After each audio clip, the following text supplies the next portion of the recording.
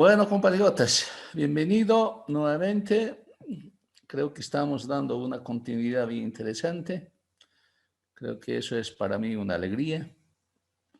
Una de las misiones del partido era precisamente trabajar la parte ideológica y yo como responsable estoy en alguna medida haciendo el esfuerzo. Creo que hay un buen avance al respecto.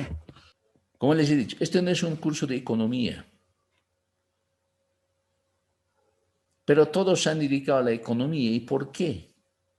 Porque es la esencia del ser humano, la economía. Aunque no es solamente todo economía en la vida, pero es uno de los elementos tan fundamentales de la economía. ¿Por qué es tan importante? Porque precisamente el ser humano vive a través del alimento. Es una necesidad biológica la alimentación. El ser humano siempre se ha preocupado del alimento desde que emergió como humano. Y no quisiera discutir cómo emergió, es humano, porque es todo un debate. Y no quiero enfatizar tampoco en nuestros cursos eso. Muchos religiosos, respetable en sus creencias. Y yo, la verdad, no quiero entrar a ese campo, ustedes me conocen, yo no soy religioso. Y no por fingir, aparentar a la gente que es católico puedo hacerlo. Yo tengo que mostrar tal como soy. Yo soy científico. Puedo estudiar la religión, el comportamiento, la psicología, cómo conciben los religiosos, puedo hacerlo. Pero eso no puedo mezclar con mi convicción. Pero esta parte psicológica, espiritual del ser humano, es tan importante.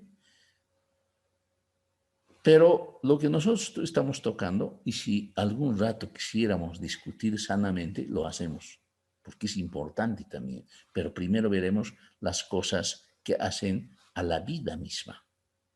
Y eso es lo que le estoy diciendo, la religión, la espiritualidad, hacen, es un parte importante del ser humano,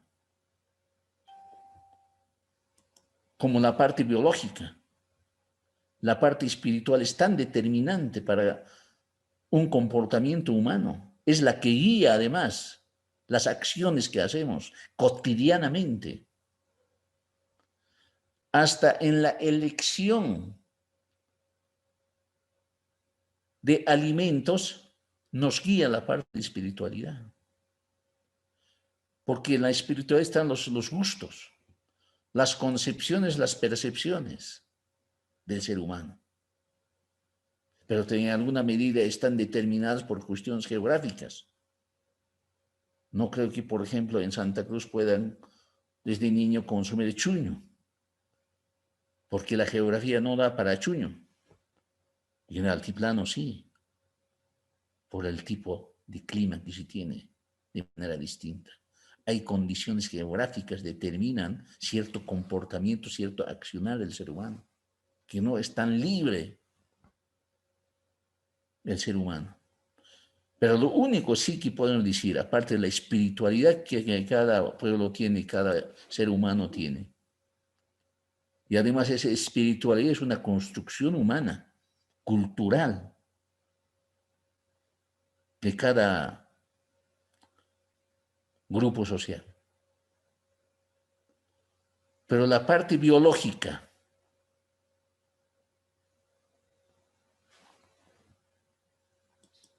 es tan determinante.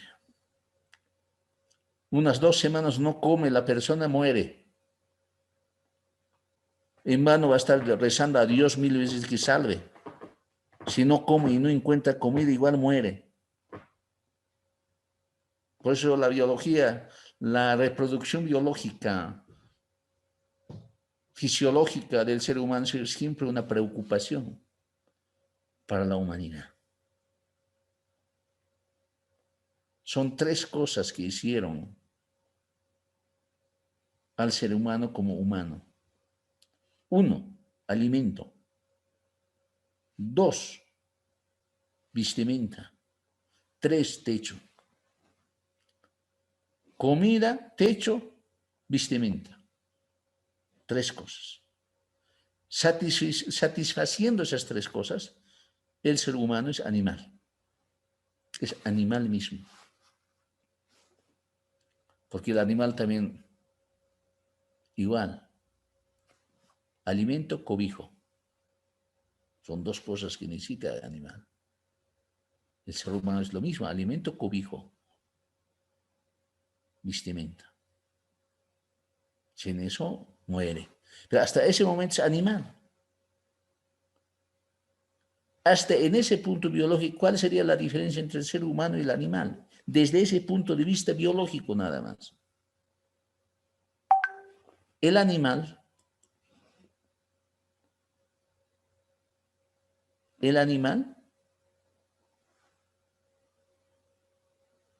para alimentarse, hace de manera directa con la naturaleza. Directa. Buscando en el monte o buscando las hierbas o animales silvestres, directo con la naturaleza. El ser humano, por eso se dice ser humano, hace de manera distinta. Produce su alimento. En tanto mejora aún más su producción, mejora más para producir su alimento, o su vestimenta o su techo, es más culturizado. Tiene más elementos objetivos, creencias, espiritualidades, etc. En tanto produce su alimento. El ser humano es el único que produce su alimento. Hasta incluso algunas cosas tienen que producir alimento del animal. Para ganado vacuno, por ejemplo, o para caballo, o para perro. Tiene que el ser humano darle. Y para darle, en muchos casos, tiene que producirlo. Para crear vaca, por ejemplo, ¿no? Lo que es mínimo. Pasto, cebada, etc. Tiene que producírsela. El animal no hace eso. Es la única, desde el punto de vista biológico, es la primera diferencia. Y ese, evidentemente, hace que el ser humano se distinga de pueblo en pueblo. La forma de producir. Con qué tecnología usar. Alrededor de hace nace creencias, nace supersticiones. En otras palabras, cultura. Nace cultura al producir, al alimentarse.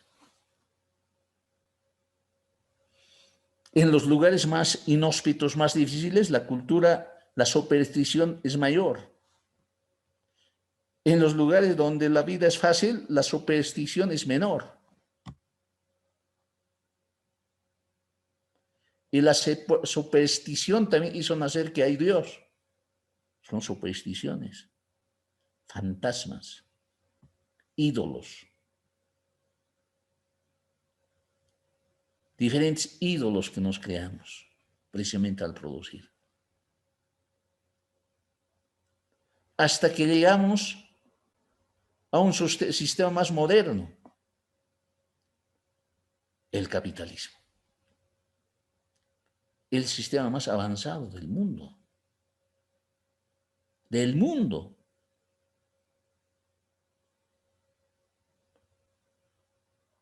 Evidentemente es una discusión, pero los incas hubieran avanzado mejor, hubieran probablemente, en el deseo. Pero la ciencia no parte del deseo. La ciencia parte de la objetividad de lo que es, lo que se da y lo que se ha dado. Y lo que se ha dado en el mundo es el capitalismo. Lo que se ha dado. y lo que se da. Y lo peor, se presenta como el sistema más avanzado. Ni el socialismo ha podido superarlas. Tiene sus propias crisis. Todos han puesto a criticar el capitalismo de laissez-faire, o sea, dejar hacer, dejar pasar, el individualismo, el egoísmo.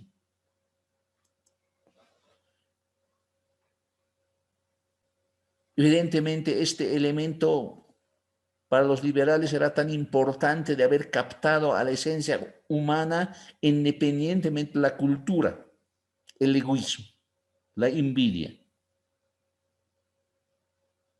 la flojera. El liberalismo ha captado, dice, esa natural del ser humano independientemente de las culturas. Muchas veces parece ser cierto. Todas las culturas son egoístas. Son envidiosos. La mentira siempre ha sido parte de la humanidad en cualquier cultura. La mentira. Porque la mentira es una parte de la competencia.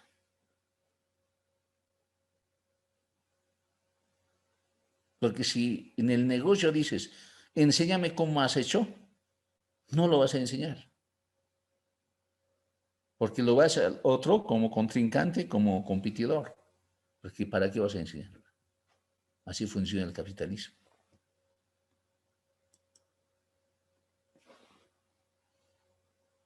Pero les gustó a la humanidad.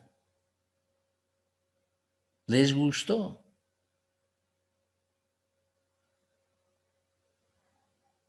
¿Cómo los gustó? También fue muy fatal para muchos.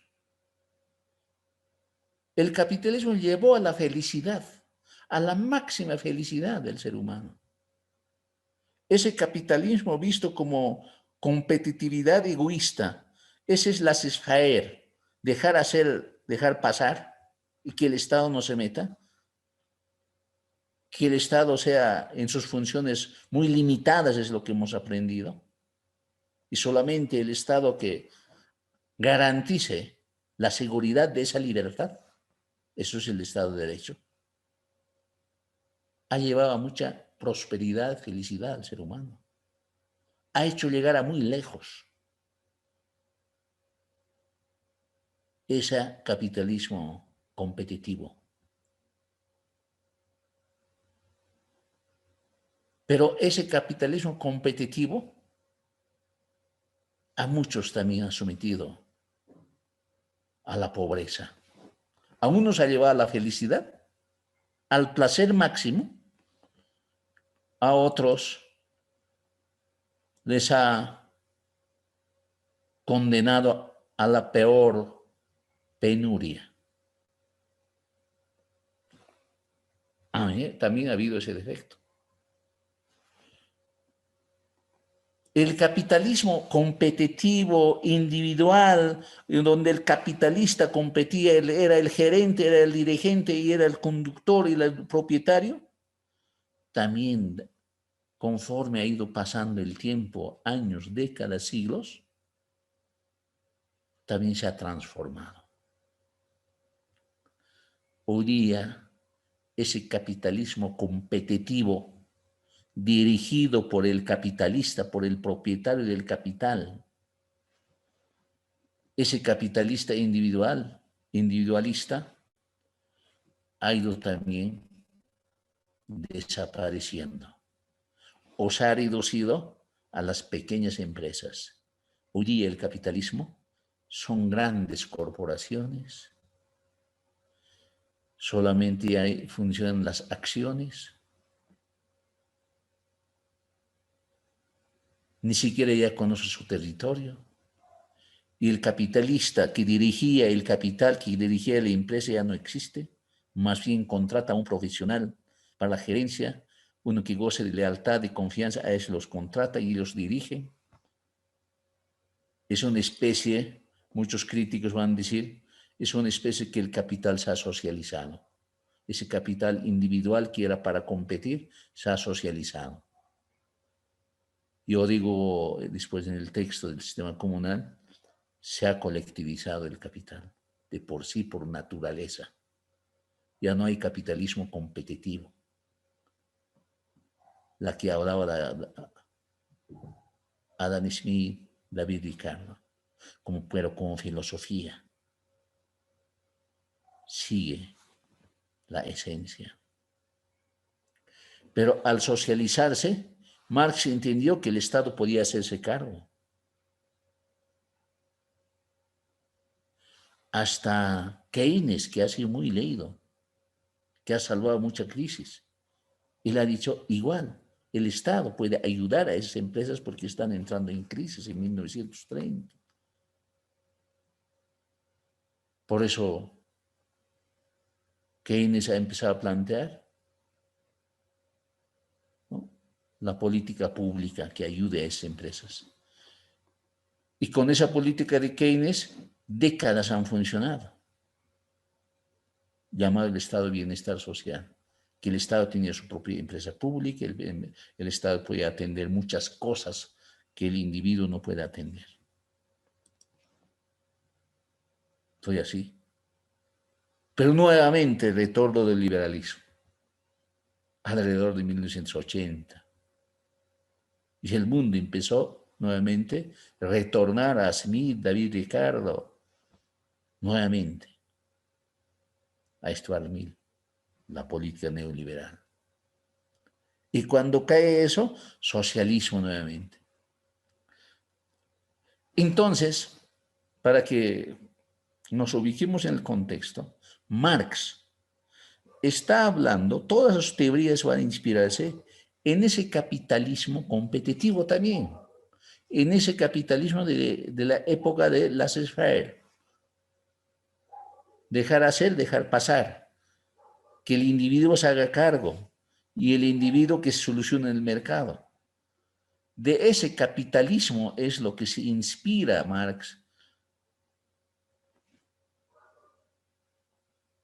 Evidentemente, en su época ya aparecieron los grandes trusts, él llamaba la fase imperialista del capitalismo, donde un capital tenía que conquistar ya a otras naciones, a otras geografías. Se ha dado cuenta, pero él ha dado solución que el Estado podía hacerse cargo de esas empresas porque era socializada de manera automática.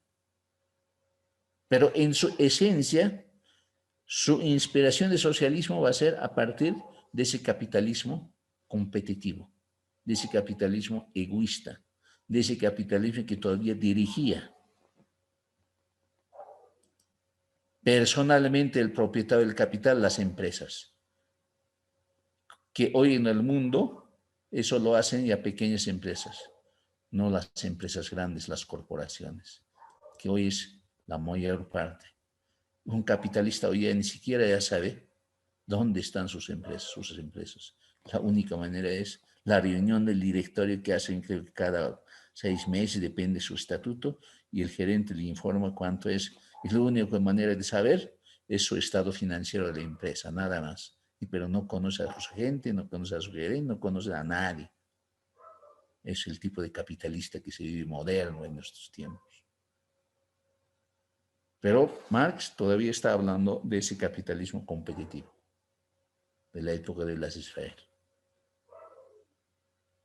Y empieza un poco de manera más seria con este texto, El trabajo enajenado, un manuscrito que después lo publicaron, pero ha sido escrito en 1844. Y es interesante, la verdad. Y son pequeñas cosas, hasta redactadas de manera poética. Después voy a redactar el Capital, que ya va a ser un poco más científico, porque él tiene que argumentar para plantear el socialismo. ¿Por qué? Aquí la esencia es, ¿por qué el ser humano, el trabajador, el obrero es explotado? Y tiene que dejar de ser explotado para ser libre. El capitalista explota, enajena. El obrero no es dueño de su trabajo, pero es la clase más moderna de las últimas épocas, porque es el núcleo de la industria, núcleo del capitalismo. La contradicción entre el capital y salario. Capitalistas, trabajadores. Burgueses, proletarios. Así trabaja. Y el proletario tiene que liberarse. ¿Y cómo se va a liberar? Eso, pero primero explica cómo funciona esto. ¿Cuál es la esencia del capitalismo?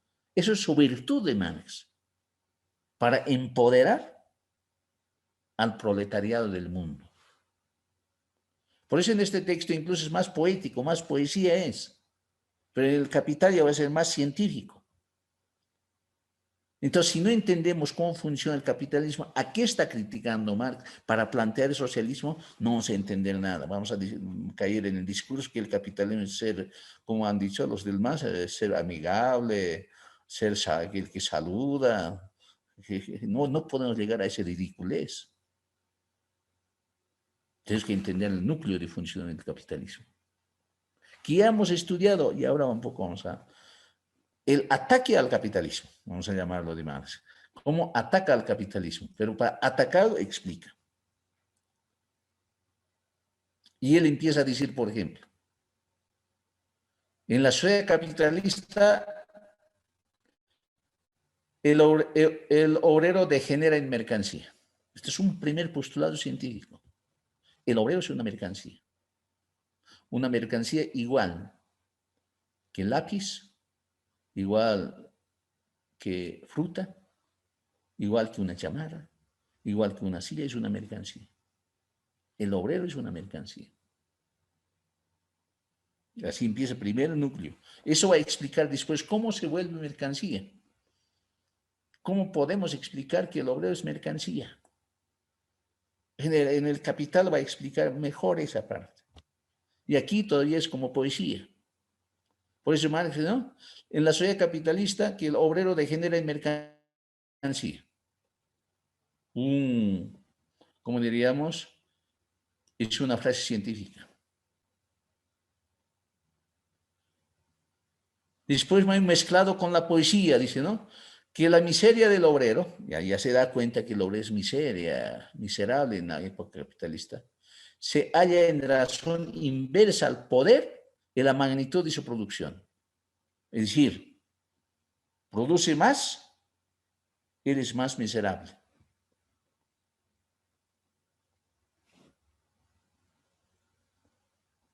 Y él se da cuenta que en la producción capitalista hay dos clases, los propietarios y los obreros carentes de propiedad. ¿Cómo se han vuelto carentes? Es toda una teoría que vamos a ver, y por lo menos los elementos principales, cómo se ha vuelto carente de propiedad el obrero. Porque el obrero, una de las características es que no tiene nada de propiedad. Me refiero a la propiedad de los medios de producción, con qué producir, no lo tiene. Solamente tiene su fuerza. Esa fuerza se lo vende al capitalista, al dueño del capital. Por eso Marx dice, en el capitalismo solamente hay dos clases, ¿no? Propietarios, capitalistas, y obreros carentes de propiedad. Yo creo que esto es un descubrimiento científico, así es el capitalismo, la sociedad capitalista. Llamaremos a eso modo de producción capitalista. Porque en la sociedad capitalista en general existen evidentemente otras clases más. Los pequeños propietarios, por ejemplo. Campesinos, artesanos, existen. Pero el modo de producción capitalista, como modo, como régimen, evidentemente hay solo dos clases. Propietarios de capital y obreros carentes de propiedad. En eso tiene razón. Marx es científico su postulado. Y como carentes de propiedad, dice el obrero, se empobrece. Tanto más cuanto más riqueza produce. Muy bonita poesía, bonita lira, estética de su redacción. El obrero se empobrece tanto más cuanto más riqueza produce. Más riqueza produce el obrero, evidentemente con su fuerza de trabajo. Puede producir millones de zapatos, una riqueza, un millón de chompa, un millón de alimento cuando es tipo capitalista. Pero sus hijos o hijas y él y su esposa peores zapatos usan.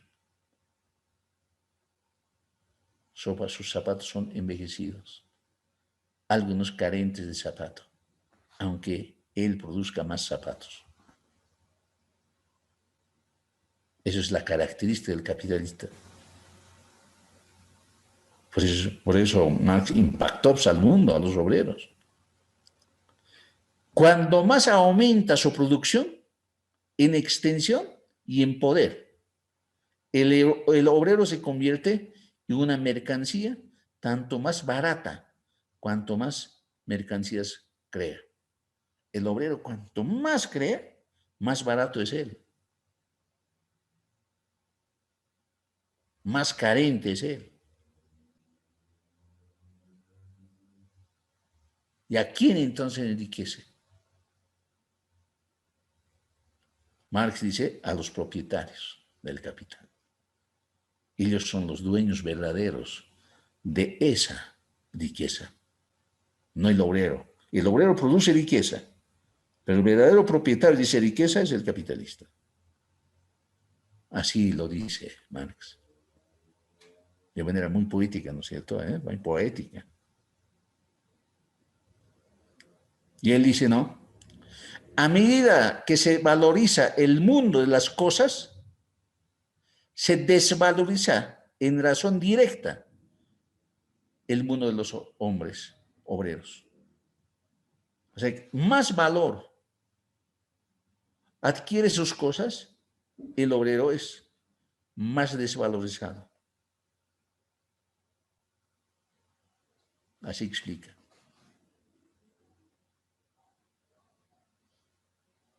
El trabajo del obrero no produce solamente mercancías, es cierto, sino también se produce a sí mismo.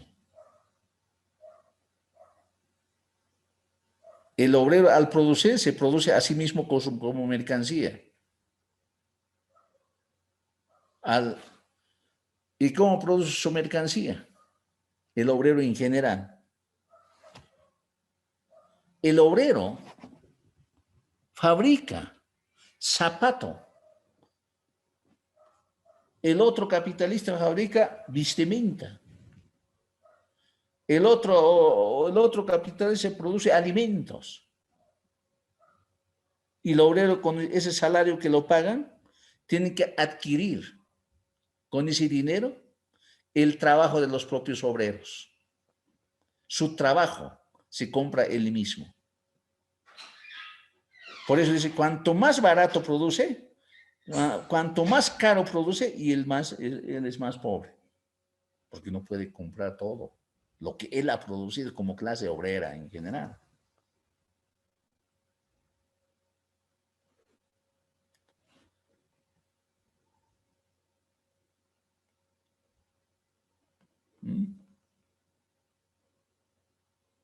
Él dice, aquí hay el tema fundamental después que vamos a pasar a explicar. El objeto producido por el trabajo, su producto, lo que ha producido él, se enfrenta a él, al trabajador, como algo extraño, como un poder independiente al productor. Si es obrero de zapatos o es administrador, aunque sea profesional en zapatos de esa industria, y el zapato que han producido se le presenta como algo ajeno a él, aunque es su sudor, aunque es su conocimiento, su arte para producir mejor zapato, pero ese zapato es ajeno a él, porque no es para él ni es de él. O va y que ese zapato se lo lleve el obrero. Va a recibir reprendas increíbles, incluso quizás expulsión como trabajador. Porque, por eso no es porque los zapatos o vestimenta, cualquier mercancía que produce, es pues, no es de él. No ha producido para él o para ella. Ha producido para el dueño del capital. Es la gran diferencia en la sociedad capitalista. Eso es la esencia, aunque sea el capitalismo competitivo, aunque sea el capitalismo de grandes corporaciones donde solamente accionistas, esa esencia no cambia. Eso es cierto, Marx tiene razón, esa esencia no cambia. Tiene razón en ese sentido Marx. Eso es la esencia del capitalismo. Que el trabajo del trabajador ya no es de él. Eso se llama trabajo enajenado. Es ajeno a él. Lo enajena a alguien su trabajo, su sudor.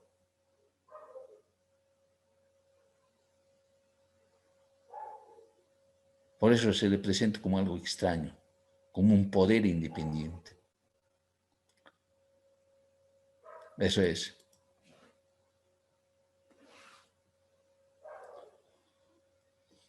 Marx dice, por lo tanto,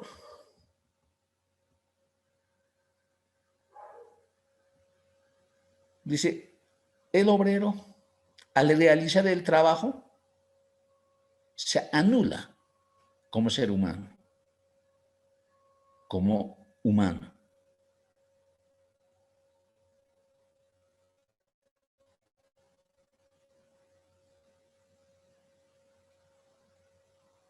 Hasta muere por hambre, por más que crea muchos productos, pero él muere de hambre, porque lo que ha producido no lo es. Lo pagan un salario. ¿Cuánto paga? Eso, ¿cómo se paga? Eso vamos a explicar en el capital. Pero aquí es un elemento importante, y estamos concluyendo, que el obrero ya no se pertenece a sí mismo cuando entra a una fábrica. Cuando entra a una fábrica es como una especie de máquina. Pero a diferencia de la máquina, que puede ser una tecnología increíble, que se mueve por sí, con ayuda de alguna energía que se mueve y puede producir. A diferencia de eso, el ser humano es sudor vivo, trabajo vivo. A diferencia de la tecnología que es un trabajo muerto, trabajo fabricado igual por el trabajador, para que haga esa función, por ejemplo, un robot. Automáticamente el ser humano la inventa ese robot para que haga automáticamente las cosas.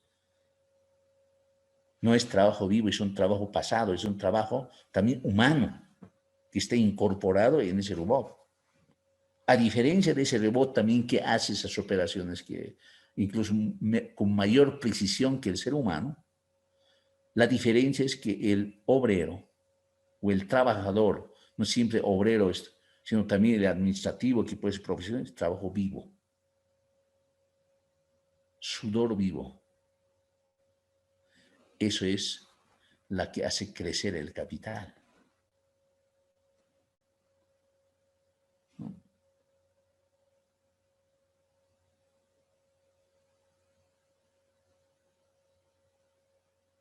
Por eso a eso se llama enajenación. Por eso Marx dice, en cuanto más objetos produce, el obrero menos puede poseer esos objetos. Y cae cada vez bajo la férula, dice, de su propio producto. Lo que produce él se convierte en tan poderoso a pesar que es su producto. Su producto lo humilla a él.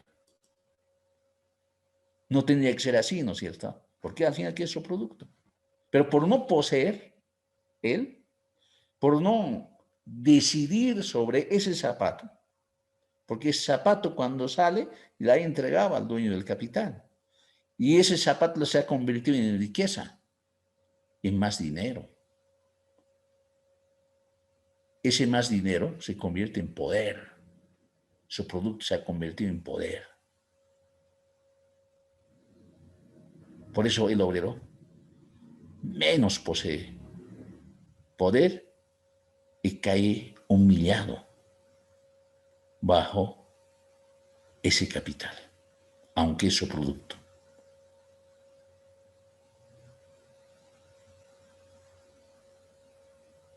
¿Por qué? Porque realmente y objetivamente es ajeno a él. Pero realmente, objetivamente, es su resultado de su trabajo. Pero como resultado final, ese mercancía es ajeno a él. Trabajo enajenado. El obrero dice, deposita su vida en el objeto, su inteligencia, su habilidad, su destreza, su desgaste, está en el objeto, en el catre, en el sillón, todo lo que compramos. Resultado del trabajo está ahí. Pero una vez creado este objeto, el obrero ya no se pertenece a sí mismo, sino que pertenece al objeto, dice Marx. Por eso dice, por tanto, dice, cuanto mayor sea esta actividad, más carente de objetos será el obrero. Para el quien se la ha producido, su vivienda con seguridad es mejor adornado, mejor cuidado que el obrero que ha producido ese producto, que no tiene nada. Es carente de esos objetos y de otros objetos. Entonces, él se desvaloriza cada vez más. Dice Marx, dice, ¿no? La enajenación del obrero en su producto no solo significa que su trabajo se convierta en un objeto. Claro, su trabajo, su energía, su destreza, su habilidad se ha convertido en un objeto, porque la ha traducido en un objeto. Sino ya es una existencia externa a él.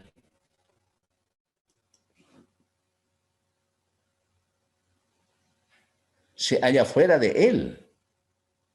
Es independiente de él y ajena a él. Representa frente a él un poder propio y sustantivo, dice. El objeto, por lo tanto, se enfrenta al trabajador, a lo que es su producto de él, como algo extraño e hostil, como su enemigo.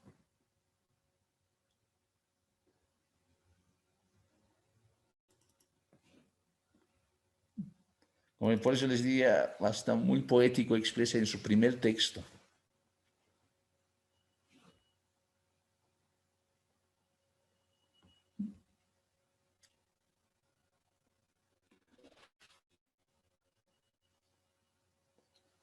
Por eso dice, cuanto más puede producir el obrero, menos puede consumir él.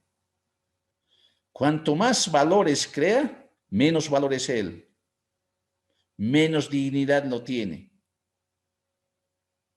Cuanto más modelado su producto, es decir, más fino, más artístico, es su producto, que hay muchas, ¿no es cierto? El obrero es más deforme, porque le ha depositado todo su conocimiento, su habilidad en ese objeto, pero al hacer eso, él es más deforme. Cuanto más perfecto su objeto, dice, producido por él, más bárbaro es el trabajador. Cuanto más poderoso el trabajo, más impotente quien lo realiza. O sea que él se siente más impotente. Su trabajo es más poderoso, pero él se siente, ¿no?, cada vez más impotente frente a lo que produce. Cuanto más ingenioso el trabajo, más embrotecido es el obrero. Cada vez es más esclavo el obrero.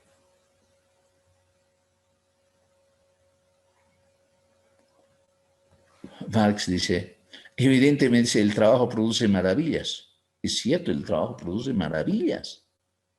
Desde el arte, desde el alimento, desde el consumo, incluso desde cosas de placer, adornos, belleza, yus, lápiz labial, ¿no? Todos tipos de placeres, si quieren, ¿no?, condones, ¿no? Todo.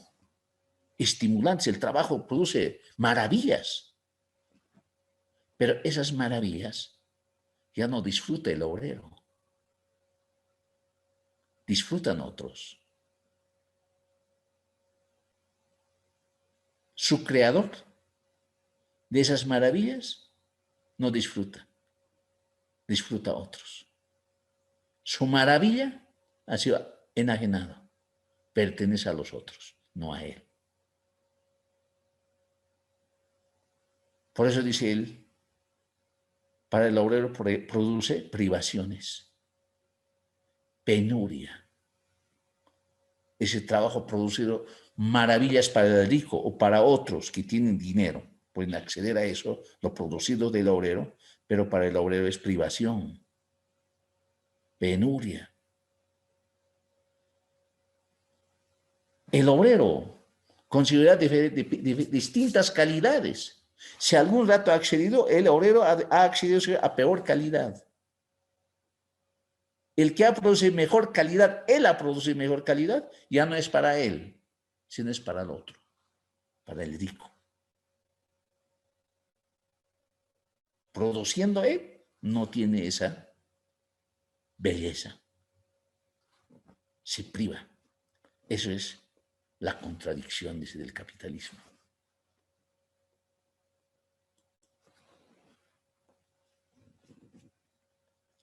Produce palacios, dice.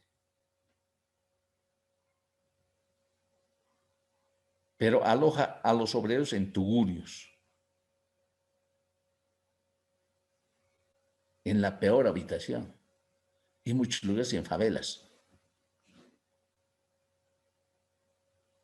Produce belleza. Dice, pero tuye y deforma a los obreros. Produce espíritu, pero produce estupidez y cretinismo para los obreros. Todo lo contrario, lo que produce el obrero, como es ajeno a eso lo que produce, el obrero consume producción más barata, consume producción de menos calidad. Produce, en otras palabras, come, consume lo peorcito, siendo su producto de la belleza, riqueza, etc. Eso es en cuanto a su producto, en cuanto crea el producto. Pero Marx dice, ahora veremos dentro de la producción, en el ambiente de la producción, porque ahorita hemos hablado de lo que produce, y qué efectos causa para el obrero, y qué efectos causa para el rico. Para el efecto para que produce el rico es para placer, para disfrute. Y el efecto que produce su trabajo, sus cosas que genera, su mercancía que genera, para el obrero tiene su efecto de privaciones, menos poder, más miseria. Pues, ahora veremos, dice, qué es lo que pasa ahora dentro de un taller, dentro de una fábrica, dentro de un espacio donde se fabrica ya mercancías. ¿Qué es lo que pasa ahora con el trabajador? Dice. Por eso dice la enajenación no se manifiesta solamente en el resultado, dice, es decir, en el bien, sino también en el acto de la producción, en la misma actividad productiva. Dice él, en primer lugar, dice, en que el trabajo es algo extraño al obrero, algo que no forma parte de su esencia. Por lo tanto, el obrero no se afirma con su trabajo, sino a disgusto. No desarrolla sus libres energías físicas y espirituales, sino dice que mortifica su cuerpo y arruina su espíritu. Si quieren resumir, yo puedo decir con mis propias palabras. En otras palabras, el trabajador que va a trabajar lo hace a disgusto, porque sabe que no es para él, pero necesita vivir y tiene que hacerlo. Y tiene que hacerse querer con el dueño y se esfuerza para que pueda ser mejor, pero no se siente a gusto. Así, porque su trabajo no es de él, es para otro.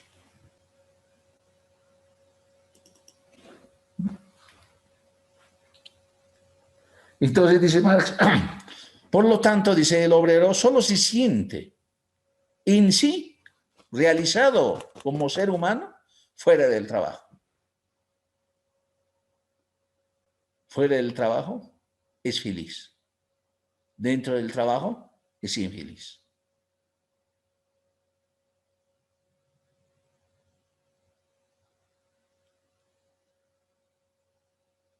En el trabajo no es él, es otra persona.